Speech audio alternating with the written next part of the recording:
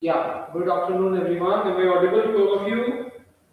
Good afternoon, Ashutosh. Yes, sir, but your sound is गूंज रही है, sir. Start with us. Alright. So in this chapter, we are going to discuss about the end of bipolarity. Alright. So what is the meaning of end of bipolarity? Okay. So let us first discuss about what is the meaning of bipolarity. Okay. Let us understand this. Alright. So after that only we will be able to understand what is the meaning of polarity. What is the meaning of bipolarity? Then only you will be able to understand what is end of bipolarity. Alright. So there are certain cases in 1945. Basically, the World War II ended. Alright. And from the time of 1945 until the time of 2007, what happened basically, it was a time categorized by the thinkers as bipolarity. What is the meaning of bipolarity? Bipolarity means the powers in the world were majorly distributed in two poles. There were majorly two power centers at the world level where the power was residing. Are you getting the point? So that place where the power is bilocated, okay, that place is called as bipolarity.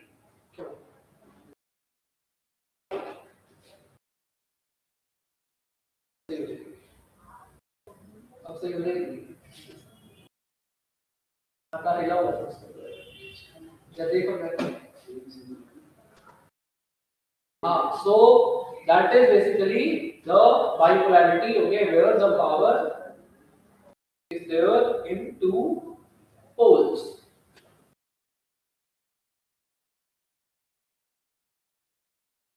Yeah. So now coming on to this point, where the power was, how bipolarity was basically there. So the power was at two poles. One was USA and another one was USSR. Okay, Union of Socialist Soviet Socialist Republics. Okay, so that was USSR. Another one was USA. All right. So power was there at these two poles. All right. So देखिए आगे बात. You are not getting my voice properly. Sir, your sound is echoing. Am I audible properly or not? Sir, you are audible, but your sound is repeating, sir. Hello, hello, hello. Santosh, Prasha, Yes, sir. Yeah. This happened in previous classes when the mic was far away or was not handled. Like your voice is not like every day. It's like it does not seem like it's properly connected. संतोष के बारे में बात करनी यहाँ चले आए. अब बोलो एक बार कुछ. Yes, sir. We can hear you, but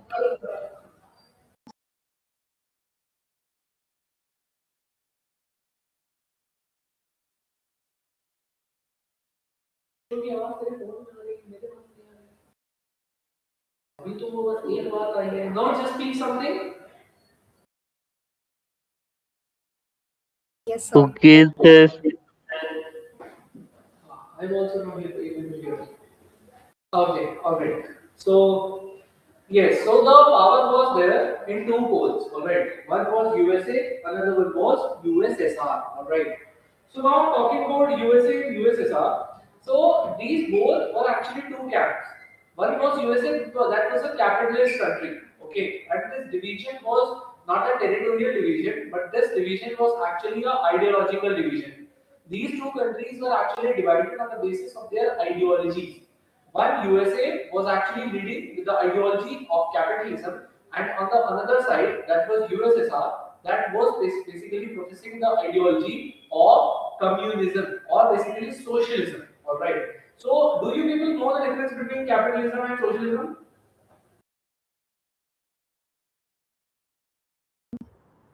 No, sir. The capitalism means the focus on profit maximizing, whereas communalism means there is only one party. That's not true. You told the right thing about the capitalism. See, capitalism is a ideology with which if a country is governed, so that means there the ownership of the property, okay, the production, the distribution, and everything is actually in the hands of private individual. The private individual has all the power to produce what they want, whatever the supply, the demand is. So basically, when the production is in the hands of the capitalist or the I would say private individual, so that particular system is called as capitalist system. On the other side, there is something called as socialist system, or I would say socialism. So, what is the meaning of socialism? So, socialism is another ideology where what will be produced, how it will be produced, and who will produce it. If these questions are decided by state, if every property is in the hands of state, if every distribution is in the hands of state, if everything is decided by the state, then okay, let me call someone.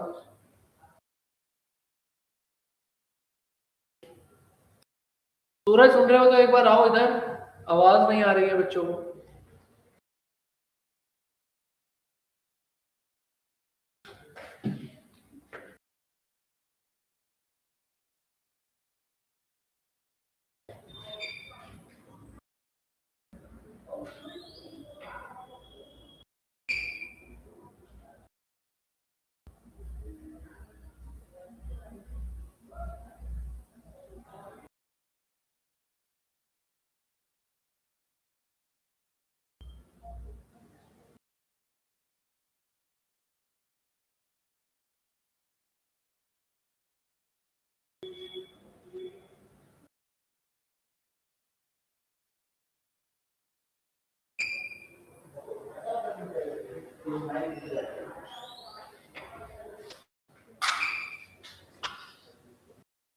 हाँ, हमको बोल रहा है. आपको थोड़ी बोला मैं देख रहा हूँ किसी ने छेड़छाड़ तो नहीं किया है.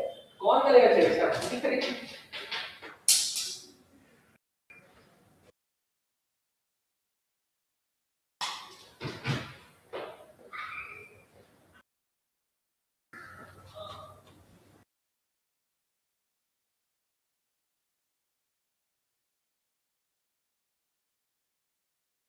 वो विनय के पास मेरा एक माइक है, वो ले आ फटाफट उससे हो जाएगा.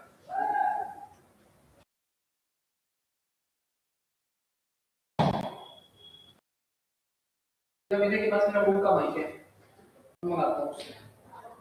बहुत बढ़िया माइक है वो.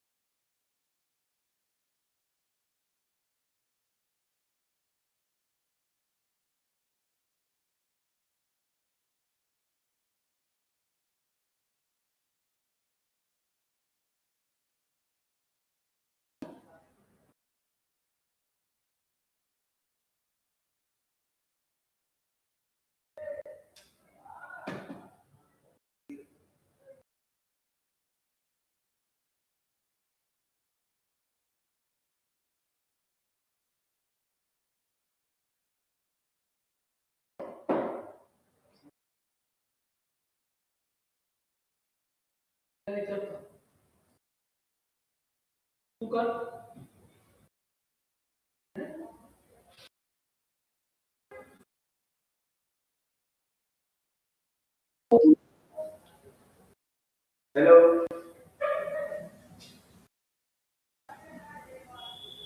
Hello.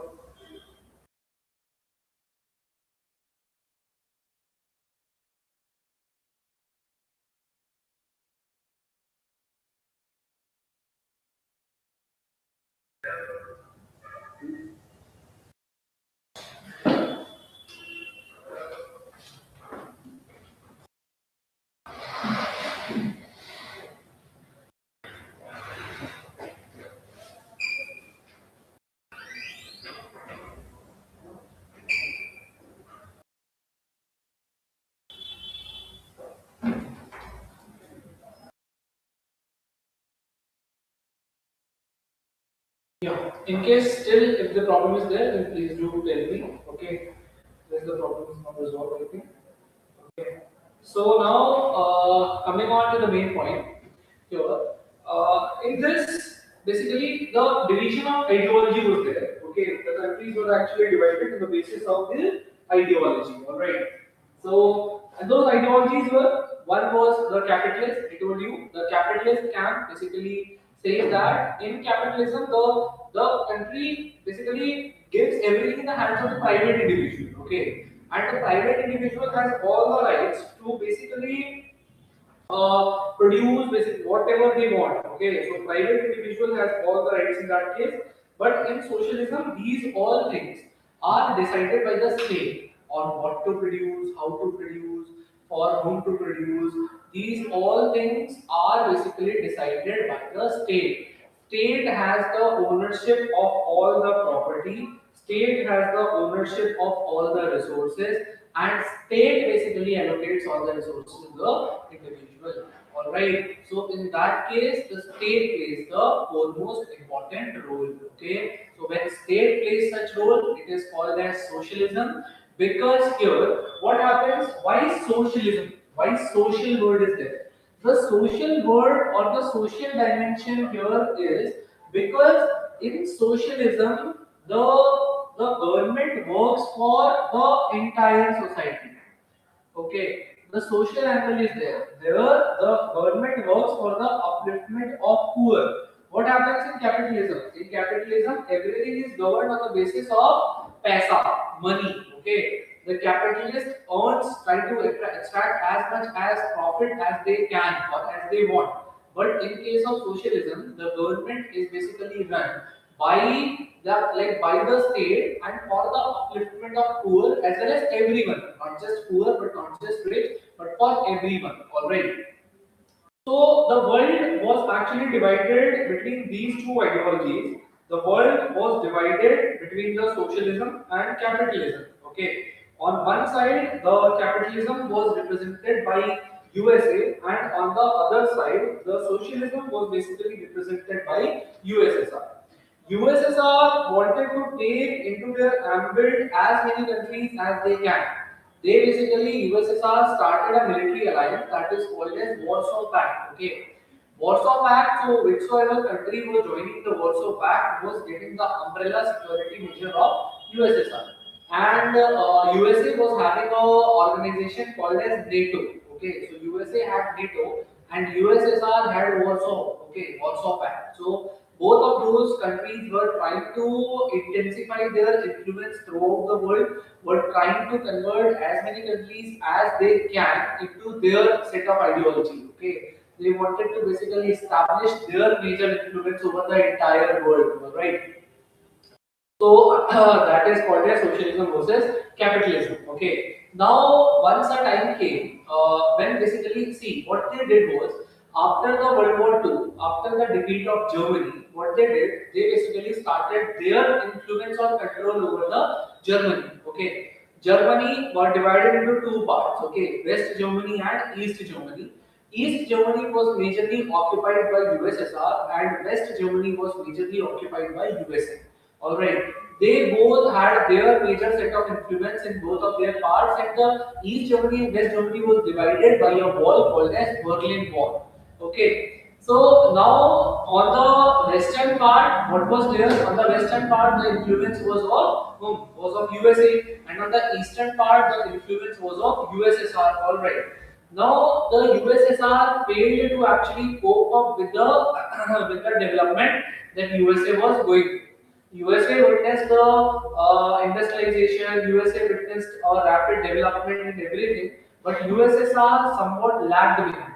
Alright, because USSR lagged behind, that was the major reason why this wall was then broken.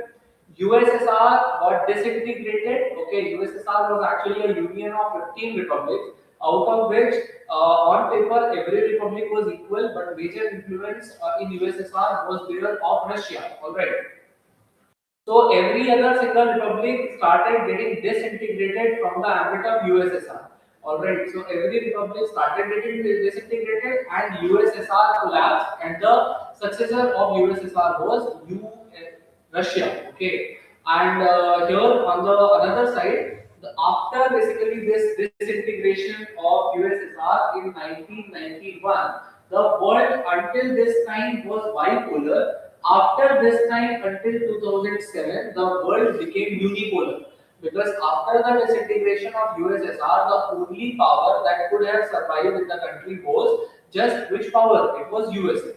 But some crisis started coming in USA also, after which we can say that the hegemony of USA got declined, and basically USA is now not dominating, and this time the world is basically the multipolar world, wherein the power is in the hands of multiple poles, or I would say multiple countries. Alright, so now coming on to the PPT again. Yeah. So end of bipolarity. So this was basically USSR, and USSR was actually a very large republic, wherein these countries Latvia, Lithuania, Estonia, Belarus, Moldova, Ukraine, Georgia, Armenia, Azerbaijan, Turkmenistan, Uzbekistan, Kazakhstan, Kyrgyzstan, Tajikistan, Mongolia. So these were basically the part of USSR. Okay, it was basically a union of 15 republics. Alright, came together and formed Union of Soviet Socialist Republics. Alright. So now what happened?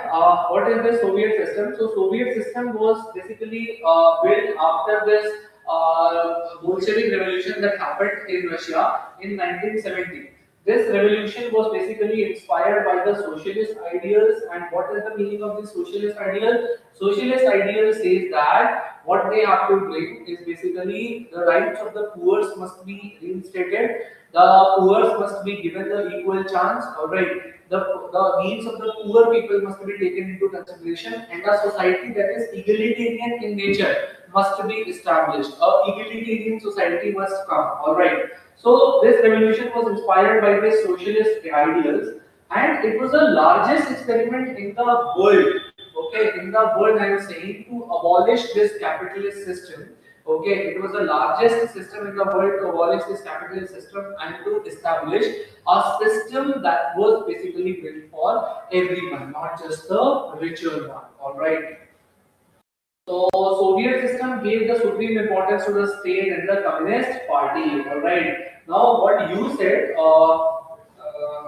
Ashutosh, you said there is just single party. The single party is one element, which is not basically the original idea of socialism. But yes, it is just one element. But the major philosophy behind the socialist country is basically that the socialist country is basically for the establishment of a egalitarian society. In socialist country, what happens? The private person is not given the opportunity to set up their industry, to set up, to produce, to basically distribute. They are not given that opportunity. Who is getting the opportunity in a socialist country is the state. State takes care about everything in a socialist country. All right. So the political system was a one-party system which was dominated by the Communist Party, and no single opposition ever existed. Alright, so the economy was centrally planned economy. 5-year plans started being adopted. Okay, the economy was basically running through these 5-year plans. And after the Second World War, what happened? The East European countries were liberated by the Soviet army and came under the Soviet influence. I just told you, for example, Germany. What happened in Germany? Germany basically half of the Germany, that was the eastern part of Germany, came under the direct control of USSR. Okay, and USSR established its socialist government in East Germany. Okay, whereas the West Germany came under the influence of USA. All right.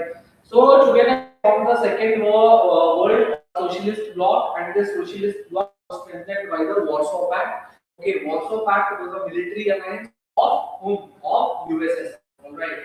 The USSR acted as the leader of this bloc, and after the World War II, the Soviet Union emerged as a major global power. Okay, the major global power was whom? It was the Soviet Union. Okay. Its economy was more developed than most of the countries except the United States. It had a strong communication network, it had vast resources, it had heavy machineries and industrial production, and a very efficient transport system connecting the remotest part of the Union with each other. Alright. So it had a lot of development. Alright, the Soviet consumer industry produced the goods ranging from the basic items. So this is what a socialist country looks like. In a socialist country, whatever there be, from a single pin to the largest aircraft, whatever is produced by the state. State has all the ownership of every single resource. Okay, the state has every ownership. Alright, and state is the entity that basically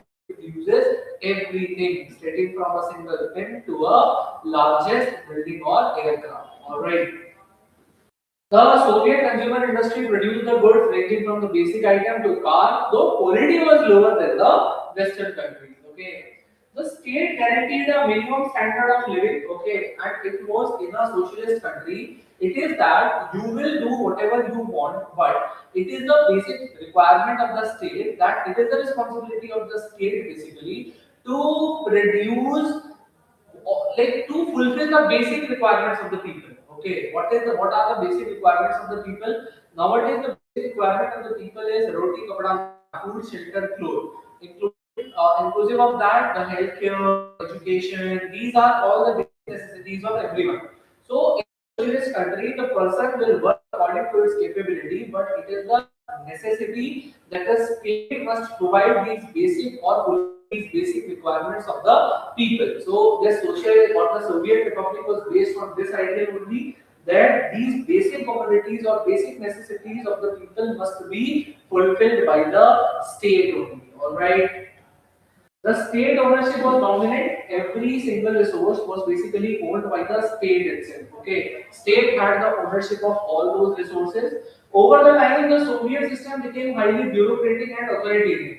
What happened? The Soviet system was basically, see, it was a very large republic. All right, it was a large union of republics. All right, very large area. So for basically administering such a large area, the entire state was divided into small and was heavily put under control of bureaucrats. Okay, bureaucrats means high-ranking officials. So those high-ranking officials had the responsibility to basically administer the entire Union of Socialist Republic. Okay, so because of this highly bureaucratization of USSR, it became a bureaucratic body, and the decision making and everything gradually slowed down. Okay, the process of making decisions or basically doing whatever they want, it gradually slowed down. All right. So that was a wrong thing. Okay, there was no democracy or freedom of speech. Okay, daily life of the people was basically governed by the state only. Still, the people in the country were not allowed to express any single dissatisfaction whatsoever be in their mind. All right, one party system exercised a stricter control and was not at all accountable to the people of this country. All right, the Communist Party ignored the demands of 15 republics. See, in this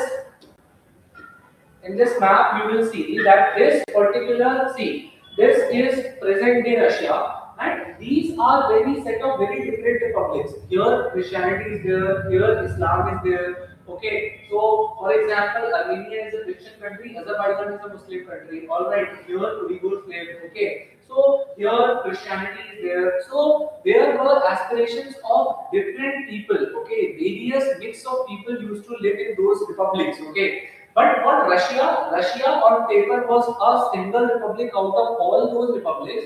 But what Russia did, Russia basically exercised the greater control over every other republic. All right. So on paper, Russia was just one of those republics, but technically speaking, but practically speaking, Russia exercised everything. Russia controlled everything in the entire country. All right. So this was a problem, okay, bureaucratization was a problem, alright, no democracy, no freedom, one party system exercised everything. Communist Party ignored the demands or needs of all those 15 republics. Although Russia was officially just one republic, but in reality, the Russia controlled entire system. In the arms race, Soviet Union competed with the US for a very high economic cost. Okay, so there is called as a basically what we call mutual misperception. Okay, so for example, USA they are thought that Russia or USSR is basically producing 10,000 nukes. Now USA, because of this suspicion, will produce 11,000. Now here USSR is of the suspicion that USA is producing 15,000 nukes. So they will produce 20,000 nukes. Okay, there was a era of mutual suspicion between these two countries. All right. Now here, due to this arms race, the Soviet Union started building up its arms and ammunition and military capabilities. But for building that arms and ammunition and that huge military capability, the USSR had to basically pay off a very big economic cost. They built the arms and ammunition, but at a greater economic cost. They had to compromise a lot in their economic dimension to produce these arms and ammunition. All right.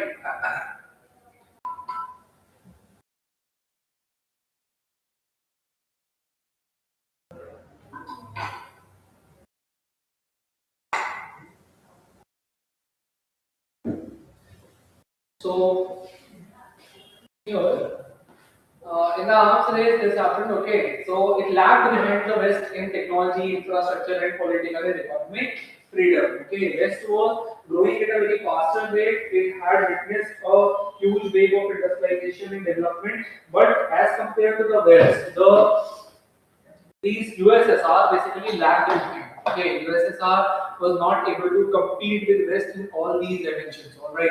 So the Soviet invasion of Afghanistan in 1979, what the Soviet Union did, it invaded Afghanistan. Okay, by this invasion of Afghanistan, there was a huge crisis that came in USSR. All right. USSR was already struggling. It invaded Afghanistan. Now the real shortcomings of USSR came to the limelight. Okay, so now by the late 1970s, the Soviet economy was flattering and stagnant. It was almost stagnant. Okay, it was not at all developing at a greater rate. All right. So Gorbachev and disintegration. Now these problems were there, but how or what event actually led to the breakdown of USSR? How it basically broke down? So there was a USSR premier who was Gorbachev. Okay, he basically Mikhail Gorbachev. He became the general secretary of the Communist Party of Soviet Union in 1985.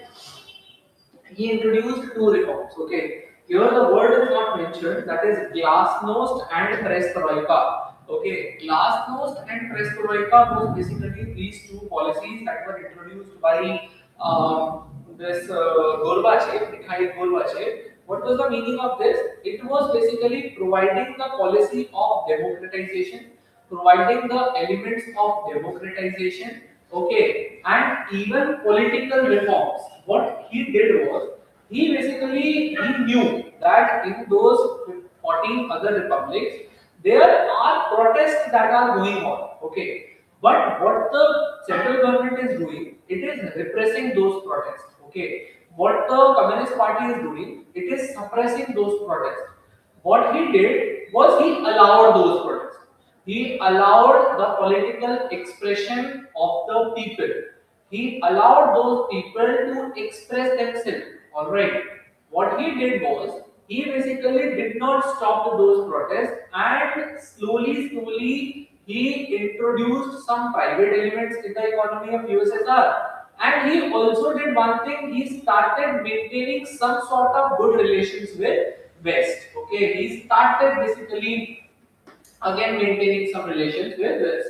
So his policies were democratization, political reform, economic restructuring, and normalization of the relations with the West. Okay, so these things were basically done by Mikhail Gorbachev, and these reforms had very unexpected consequences.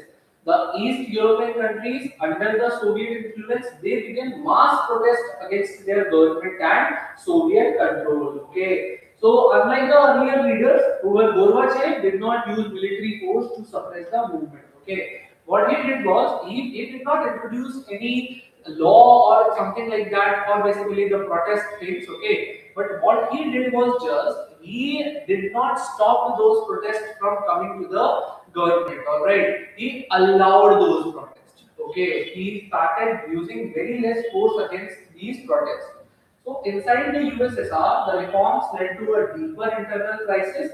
Many senior leaders of the Communist Party opposed the policies that were introduced by Gorbachev. Okay. In 1991, the party hardliners who were basically benefited by the system of USSR, they opposed. Okay, they carried out a coup. Okay, and Boris Yeltsin was the leader who emerged as a greater leader who basically sidelined those party highlighters who carried out the coup.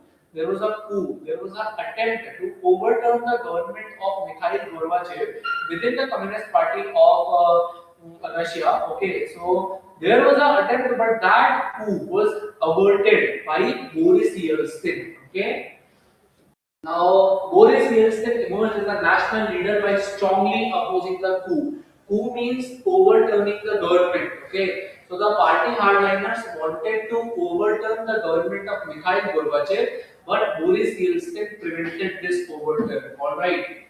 Now, what happened? The Russian Republic, where Boris Yeltsin had won a popular election, began to assert independence from Central Soviet authority. Okay. Now, power gradually shifted from the Soviet center to the individual republics. So, whatsoever republics were there at the periphery, now they also started enjoying some sort of power. They also got some taste of power. All right, which was basically given by whom? Which was started giving by Mikhail Gorbachev, but now the people were enjoying that freedom. They were protesting against the Russian power, the Russian dictatorship, and were basically wanted their assertion of autonomy.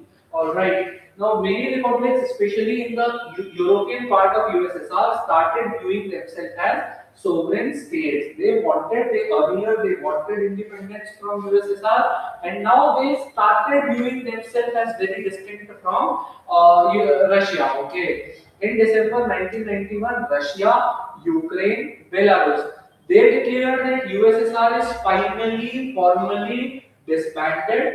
The Communist Party of the Soviet Union was banned, and the new states adopted the capitalism and democracy as their guiding principle. All right. The declaration also announced the formation of Commonwealth of Independent States. Now, whichsoever country was earlier the part of USSR, now became independent, joined the Commonwealth of Independent States to maintain some exchange, okay, to maintain some sort of contact with each other to facilitate this gradual transition of power. All right, to maintain a kind of continuity. Now, initially, the Central Asian republics were excluded, but so those Central Asian republics, Kazakhstan, Turkmenistan, Tajikistan, Kazakhstan, Uzbekistan, so those were reluctant to basically be independent, but as soon as they heard about what is going to happen, so they also formally declared themselves to be independent. They also announced their independence. The UN seat that earlier was enjoyed by USSR was now transferred to Russia. Okay, Russia accepted all the international treaties and obligations of USSR. Okay, now it became the only nuclear power in the post-Soviet region and undertook nuclear disarmament measures with the United States. Okay, so with these developments, the Soviet Union formally ceased to basically exist. Okay, so now from now onwards, the Soviet Union was not at all existing. All right. So now comes the question: why did the Soviet Union disintegrate? Why did it disintegrate? This is a very big question. All right. So, yes, yes, So Prasha. how, how did it how did it take measures for nuclear? Sorry, you not answer. Sorry, again, So please could you repeat. could you scroll up the PDF just a little bit? My doubt was there. Yes, so in that point, how did the former Soviet Union How uh, did former Soviet Union? undertake nuclear disarmament with United States when it was on opposite side of That was the major contention. See, the Soviet Union witnessed this thing. The Soviet Union actually, when it was not even disbanded, it realized one thing, that the major competition was of the nuclear weapon only. Okay, it realized this thing that yes, the major point of basically the clash between USA and USSR is this nuclear weapon only. And due to the major emphasis on the nuclear aspect, the USSR, the government of USSR, was actually not able to give major emphasis on the other developmental activities. Okay, they were not able to carry out the other developmental activities due to this nuclear thing. Okay, so they gradually realized this thing, and when the USSR broke down, so afterwards they realized that now it is the right time to start lessening this thing that was actually in turn a major point of clash between USA and USSR. So now they both work together for nuclear disarmament. But see, this disarmament has largely failed in case of, I would say, USA and Russia, because this nuclear armament is the, or at the world level also, this disarmament is nowhere existing, because this disarmament or armament only became the clash between Israel and Iran. Okay, so here we cannot say that yes, this armament things are working. They are not at all working. All right. So this is the thing that I can tell. Any other thing? also. You understood this? Yes, sir. All right. So now coming on to the next. Why did Soviet Union disintegrated? So why it disintegrated? So the Union disintegrated. It was not at all a very sudden event. Yes, because things were building up, and gradually the things built up to the extent that it got disintegrated. All right, in a one go. So the primary cause was basically the internal weakness of the Soviet political and economic institution. It was very weak. Okay, those institutions which were there in USSR, those institutions were not at all working well. Okay, those institutions failed to basically fulfill the economic and political aspirations of the people. When the Bolshevik Revolution of 1917 happened, during that time when the USSR got formed, okay, at that time it was promised to the people of the country that we will be very much developing in the time to come, and we will give a greater like challenge to the development of USA, because in our country there will be no poverty and everyone will be the equal member of the state. There will be no notion of poverty, and everyone will be earning, basically getting their basic necessities will be fulfilled in the country. All right, but when those people moved out and some people started traveling to USA, they found this thing that USA is way ahead in case of in matter of development than USSR. They found that what were basically promised to us in 1917 before basically carrying out this Bolshevik revolution and the formation of USSR, whatever thing they were promised, though, so those basically things are now broken. Those things are not followed at all. All right.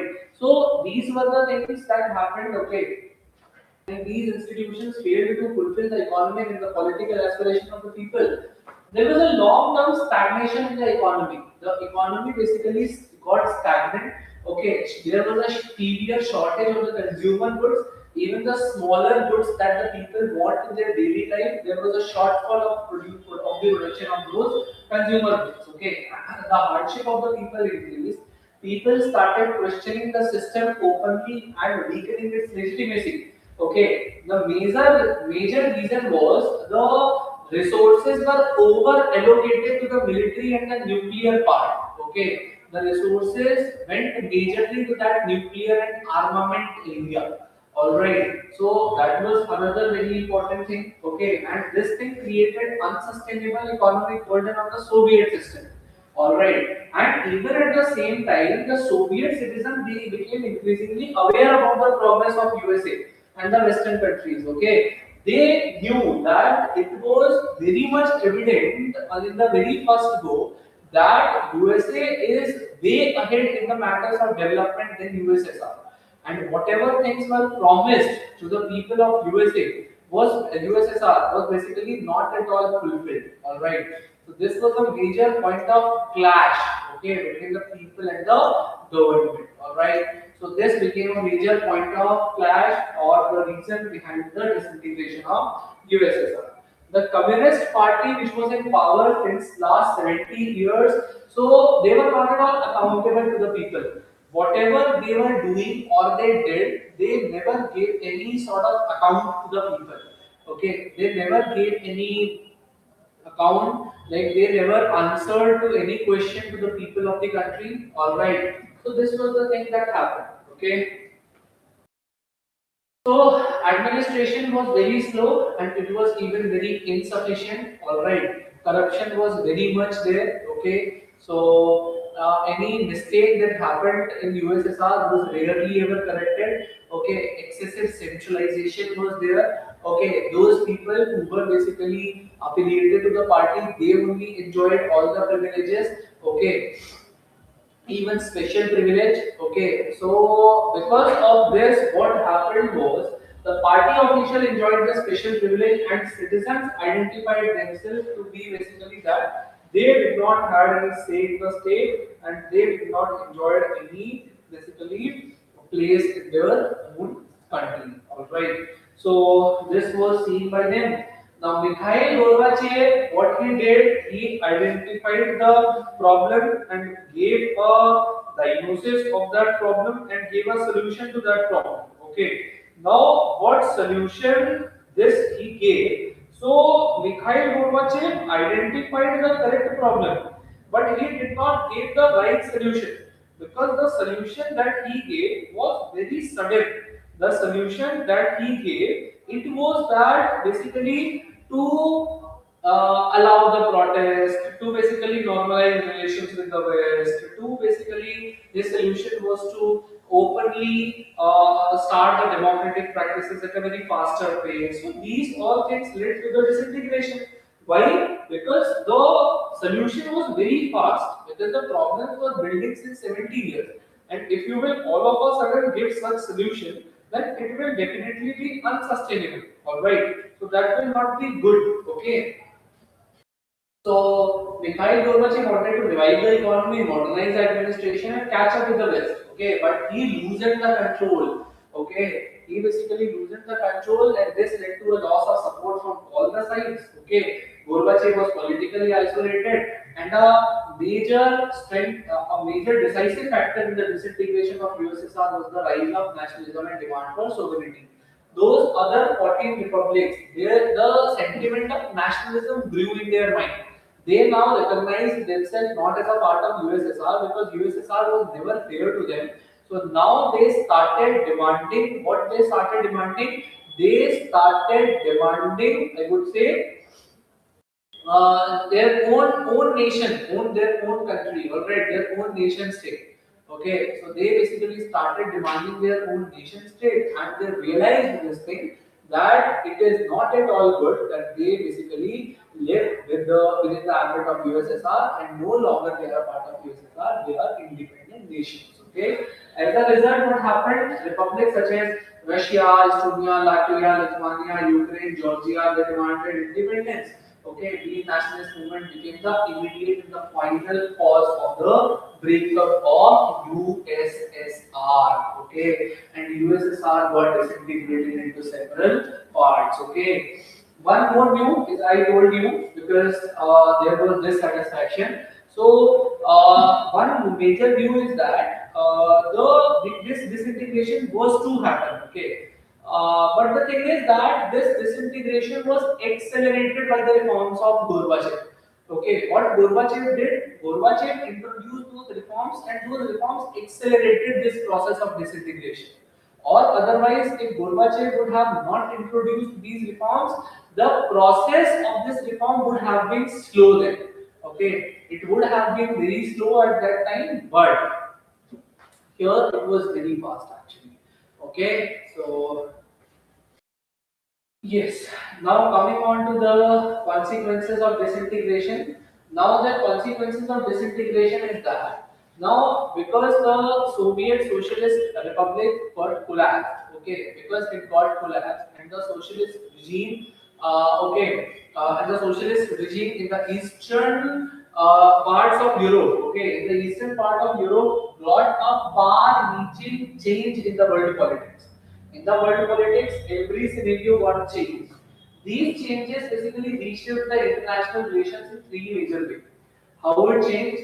First major consequence was that after the disintegration of the USSR, the world Cold War, sorry, not World War, but Cold War got ended. The ideological clash between capitalism and socialism now got ended because capitalism was held by USSR and on the other hand the socialism was held by USSR. Now formally this divide between the capitalism and socialism got ended already. Now another thing that happened was basically military confrontation between the rival bloc ended. There were two rival blocs, one was USA and another one was USSR. So that confrontation between USA and USSR got ended. So these things basically happened. Now military confrontation between the rival bloc got ended.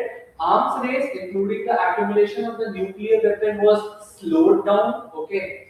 Possibility that a peace in a reduced global tension can happen. This possibility increased.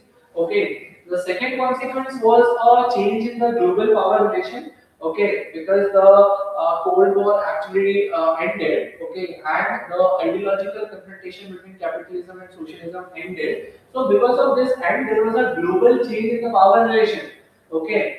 With the end of the Cold War, the two outcomes were possible. Now, because the Cold War ended, because the two poles ended, now there were two possibilities. Okay, one was that now the power will completely be enjoyed by USA, and other possibility was that there will be multipolar world, that the power will be in the hands of multiple poles. Okay, so this thing was basically there that the unipolar world was most likely to be established.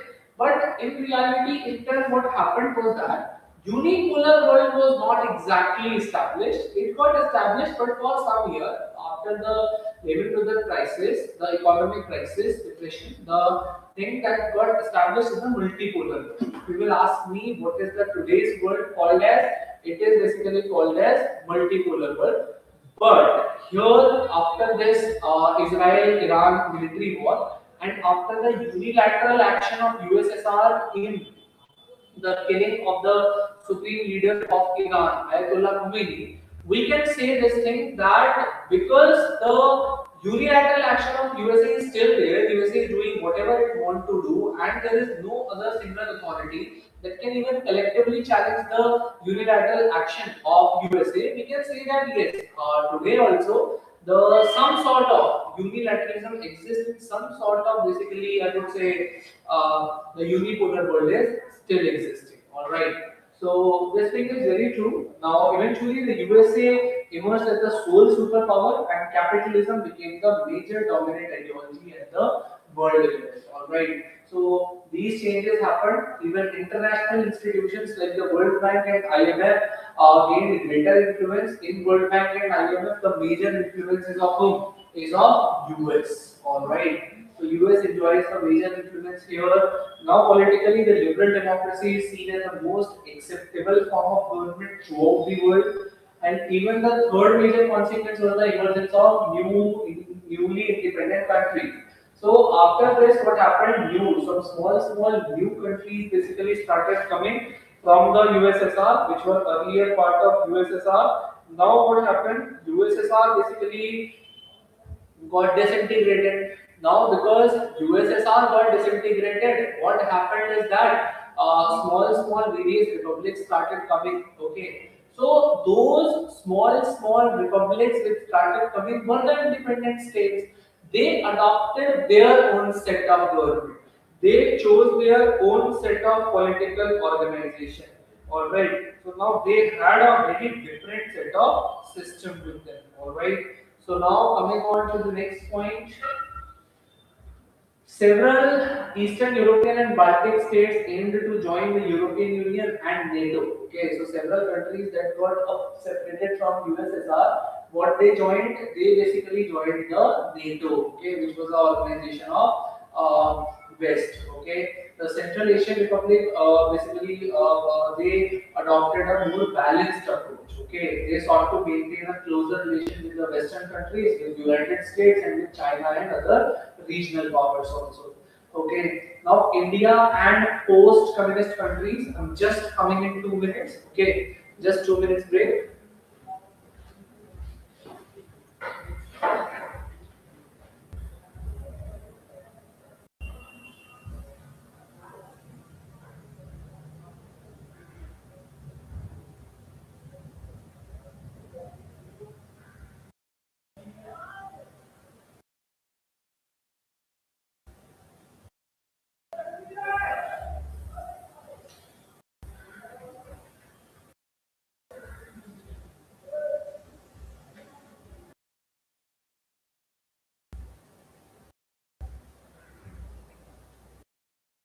Also, पानी की क्या संभावना है ना देखिए. Okay.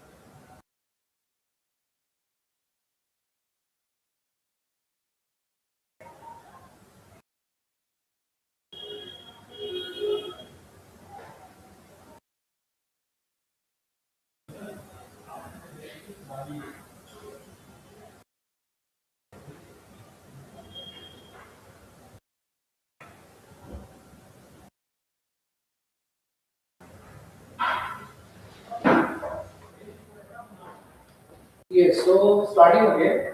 Now, those countries which were any doubt from whatever thing we discussed just? Any doubt? Please tell me. No, sir. And others. No, sir. Actually, I've read in this chapter in class 12 polity. Again, reading. What is the meaning of reading? I have read. I have read that chapter in class 12. Yes, that's good. So, but your voice is still the same like it has been before. It's like you're using another mic, like the or something. The voice is slow or some disturbance is there. No, it's harder to concentrate. It's like your mic. It's like your mic is not where you're Sir, your voice is echoing, repeating. Yes. like this used to happen in science class when the ma'am didn't use her mic. Like she used to keep it somewhere and then the same effect used to happen. But then we used to remind her that she did not echo her mic. Okay, I'm just asking.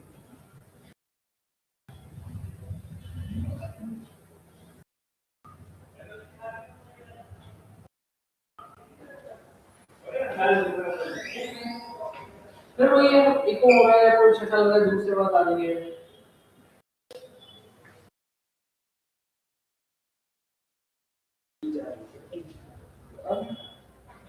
मैं बनाता हूँ अपना अपना मन बनाता हूँ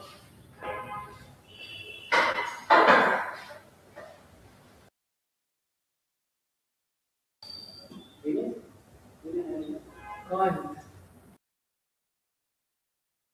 Like your voice was never audible, never fixed since the beginning of class, sir. It's not like it was at one point and then it stopped.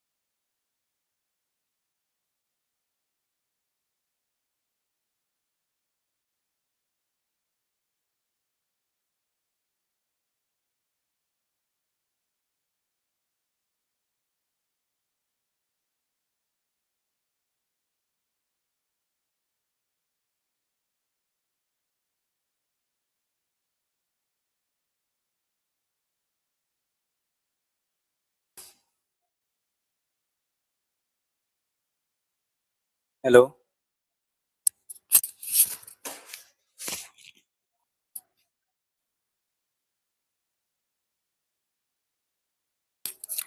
Hello.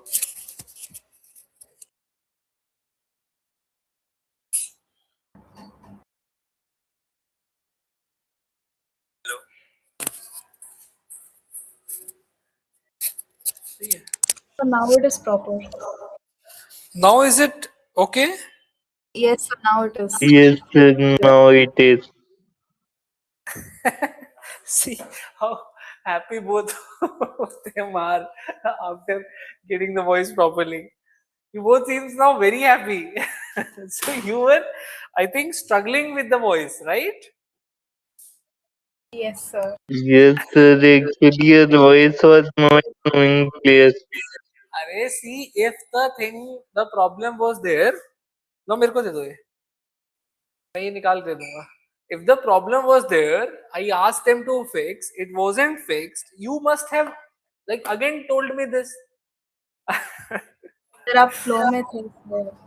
Acha, I was in flow. Okay, but you are my student. You people have the right to break my flow.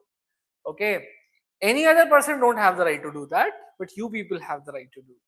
Okay, now let's continue. I am very happy to see the relief in you.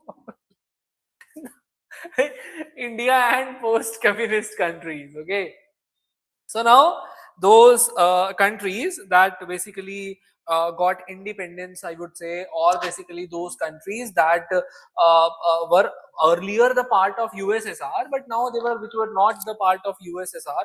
Okay, Latvia, Lithuania, Georgia, Belarus, Tajikistan, Turkmenistan, Ukraine, Azerbaijan, Armenia. So those republics which were earlier part of USSR, which were now not the part of USSR, they when USSR when they were part of USSR. So at that time we had very good relations with USSR.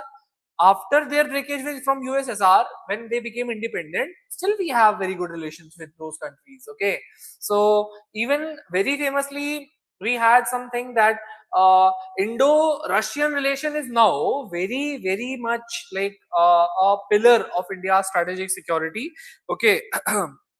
It is a major way. Okay, basically it's I would say Russia is a strategic partner of India. Okay, we have very old ties. Indian film personalities like Raj Kapoor, Amitabh Bachchan, these are very famous leaders, I would say, in those countries. Okay, the people there, even if today anyone from India goes there and they basically recognize them to belong to a country, not India, to belong to a country from where Raj Kapoor and Amitabh Bachchan belong. Okay, so we are a very deep and a very strategic partner to those countries. We share very good relations. Okay, so these things are there. Now we have a clear vision. Okay, what is that clear vision? That clear vision is the peaceful coexistence. We want to live peacefully and we want others also to live peacefully. Okay, we want them that there should be mutual coexistence. All right, and also we want that the collective security of every country must be ensured. There must be greater regional cooperation. One very big problem is that India has boundary, okay, with Afghanistan. That is a gateway to Middle East. Okay, and even to the upper countries, post communist countries. All right, but that part where India shares boundary with Afghanistan is actually not with India as of now. That is a part of Pakistan occupied Kashmir. So what is happening is that, let's say here is India. India first have to go to Iran. There is a port called as Chabahar port.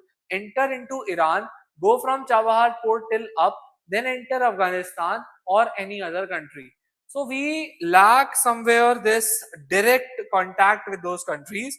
But despite of this, we have regular trade and we even have a brighter future together. Okay, so our main pillar of ties is the peaceful and a negotiated resolution to the conflict. We want that even if any single conflict arises between us, then there must be peaceful resolution of all those conflicts. All right, we have independent foreign policy for all the states, and there must be strengthening and democratization of the United Nations. All right, so we have a partnership agreement also that was signed in 2001 under this framework. Okay, so what happens under this framework? Over 80 bilateral agreements have been signed, and India benefits from its relationship with Russia on several matters. Russia supports us on Kashmir issue. It is a reliable source of energy supply. Okay, cooperation is actually against international terrorism also. We have so by maintaining good ties with Russia, we have improved access to Central Asia, strategic balance in the relations with China. So all these things. So even Russia is a second largest arms market to India. Okay, A major portion of India's military defense equipments is basically sourced from Russia. India imports a lot of oil also from Russia. Russia has supported India during any such oil crisis. India is basically working to increase the energy cooperation from Kazakhstan and Turkmenistan. Okay, we have a pipeline project also. Through pipeline, we can supply the oil and everything. Russia plays a crucial role in India's nuclear energy program also. It has supported India's development of BrahMos missile, that is a part of space technology, and even cryogenic space engines or technology. Okay, BrahMos missile is a very classic and a very good example of the joint cooperation between India and Russia. All right. India and Russia have collaborated on scientific and technological projects also that strengthens our long-term relationship. All right. Any other problem? Any confusion? Any doubt? Any issue from this chapter? Tell me. No, sir. Prarsha, No, sir. अब नहीं टूटेगा मेरा flow. Now you can tell me. Sir, From I do NCERT. have something to confirm. Sorry. Post, I do have something to confirm if my हाँ हाँ knowledge is right. So हाँ. during the Cold War, when every country was aligning either with Russia or with USSR or with USA, uh, India then didn't align with any of them, and is that why India is called a third world country? No, that's not right. That's not right. Third world is that word third world is not associated with that. By because during that time when the world was divided, you rightly put this. At that time, India chose to be non-aligned, and we basically started. We participated in the Belgrade, in the Bandung conference, and we officially were the founding member of the non-alignment movement. All right. But the word third world basically symbolizes that the first world is referred to the developed countries. All right. The second world is no more existing. The second world was actually used for, first world was for the capitalist countries or now developed countries. Second world was for the communist countries or the socialist countries like USSR and China, because it disintegrated, so it's no more there. Okay. And third world is basically a word that is used for the developing countries. All right. So it has to do with development, but not to do with anything with the non-alignment movement. All right. Okay. Okay. Yeah. So that was an interesting question, and even during that time, you know one thing, just one insight for you.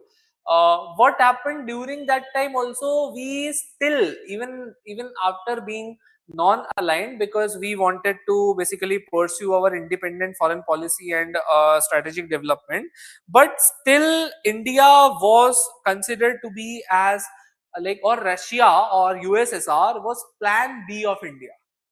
Okay, USSR was our plan B, because till when in 1971 we fought with Pakistan, at that time we realized this thing. Even we realized in earlier also that during the time of war, if we do not have any best friend, na, then no one is going to be your friend. You will have to basically go closer to one or the other country. Okay, USA came to us, we chose non-alignment. That is the main reason why USA went to Pakistan, because it needed a friend in Asia. Okay, it needed a friend in Asia, and that became the major reason why USA went to Pakistan and basically started building major closer lines with Pakistan. Okay, and that's a very big reason why still the major arms and ammunition and money is being given to Pakistan by USA only. Okay, we chose non-alignment movement. That wasn't right. That wasn't right at all, because non-alignment is when you have friendship with all, you don't have any best friend. So that became the major reason why during the time of like India Pakistan crisis in 1971, Indira Gandhi woke up and basically signed a partnership agreement. That was not a military agreement itself, but yes, some sort of cooperation or collective security agreement with peace peace friendship treaty in 1971 with USSR. Okay, so that's why. So and even during the time of non-alignment, we had some sort of better relations with USSR. Okay, so we were not completely non-aligned, but yes, on technically we were non-aligned, but not completely. Okay, that was a simple thing that I wanted to tell you because you raised this thing.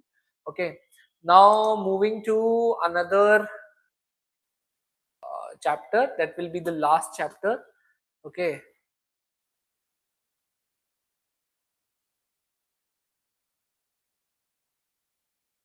so contemporary power centers. Okay, so tomorrow will be our last class. All right, so in the meantime you can look for any other thing that you would like me to cover. Rest everything is almost covered only. Okay, this was just the foundation. Okay, what all subjects are already covered for you in the NCERT batch? Science, physics, economics, geography. Geography to abhi just completed by madam na. Yes, sir. Okay. So tomorrow will be the last class for this also. Let's see what next comes to your plate. Okay. So here contemporary centers of power. So I found this chapter to be interesting. Still, there is a section in your GS mains. Okay, paper 2, where we study international organizations. Okay, where as a part of international relations subject, we basically study that international organization, for example UN. Okay, UN, ASEAN, SARC, BIMSTEC. So these organizations we do study there. So the thing here is that contemporary centers of power, what is the meaning of this contemporary center of power? It means, if I will ask you today that where the power is, what are the major places where today in the world the power is located, then what will you say? Because if I would have asked you the same question in 1970s, let's say, at that time there were two centers of power. That was, one was USA, another one was USSR. After disintegration of USSR, if I would have asked you the same question, that the answer would have been only USA, because the major power was USA. After 2007 depression or the economic crisis that came in USA, now if I will ask you the same question, then what is going to be your answer? Your answer would be multipolarity, because today there is no single country that had all the power. Okay, that have all the power. So there is no single country as such. Okay, so today the power is basically multi-located.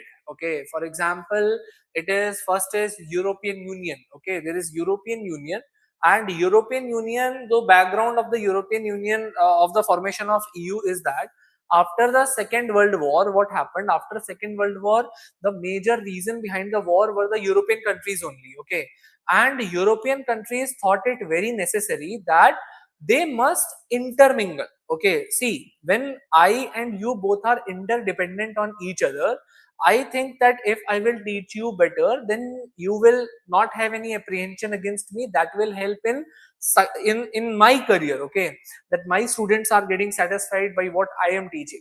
Now the same way, if you will basically not fight with me, then you will get better out of me. Okay, so we both are interdependent on each other. Now because of this interdependence, it is very less likely that we will go for war. Okay, we will go for real fight. Okay, the same was thought for the countries of Europe after the Second World War, that let us integrate those countries, let us bring those countries together and form the union or groupings. Okay, which will interdepend all of these countries with each other and will reduce the chances of any sort of war in future. Okay, so that was the main reason why EU was formed. So in the next class we will be completing this chapter. Okay, so let's meet tomorrow. All right. Yes, sir. Okay, bye bye. So the test. So you would, you got the test paper na? yes, sir. Like And how you are would writing we? it?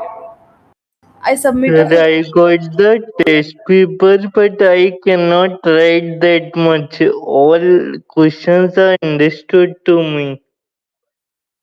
Then you can write very few answers also if you want, if you can. Sir, Whatever but way will be, it's do not meeting the word limits that you have mentioned over there. abhi ke liye stick to it. As the time will progress in the GS patches, more stricter timing will be given or word limit will be given. If you are not finding it right, then you can do one thing. You can basically, there is a option also, if you have problem in writing na, so then you can speech to text version of some applications are there, no, you can use that also. Sir, but it's not writing the actual word that I have spoken, sir. It happens, it happens.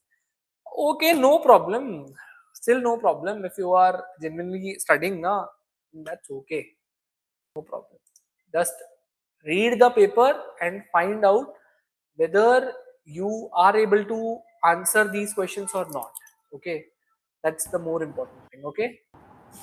so would you give the feedback, or like how does that work? Arey, why not? Because I have taken the test, I will only be giving you the feedback. That's for sure. Okay, so Yeah. All right. it was very lengthy for me, It was and actually very lengthy for me also to make. time taking, lengthy, and I think I broke so many rules of UPSC. I'm not sure, but yeah. No problem, no problem. In the starting, just write whatever, even ABCD you write. Don't think about perfection. No problem in breaking rules at the start. Okay. No single perfection comes in the beginning. Okay. It is inculcated with due practice. Okay. So just practice. All right. So thank you, sir. Thank you, sir.